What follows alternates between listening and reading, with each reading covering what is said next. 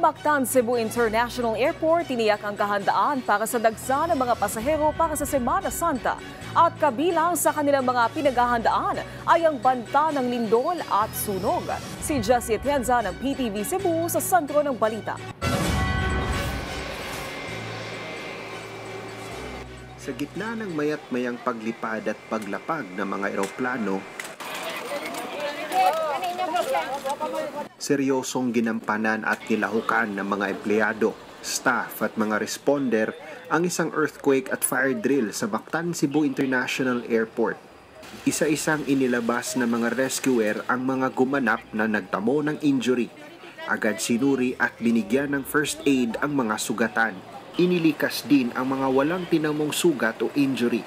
At natapos ang mahigit isang oras, natapos din ang drill at nagsagawa ng isang evaluation. Of course, these activities is very important. You know why?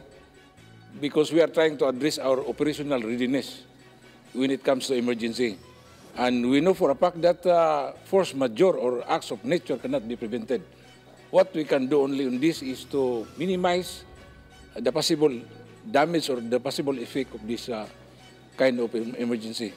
So we're also doing this in preparation for the faults are already moving. Yeah. Sa Japan, they're moving. We are expecting actually, it's not a matter of if, but it's a matter of when, especially yung sa Metro Manila, yung West Valley Fault. They're saying that it's very ripe to move. No? Itong earthquake drills na to, inuulit natin to, we are overlearning things. Diba? Because everything should be second natured. Meaning, walang panic, no time to panic.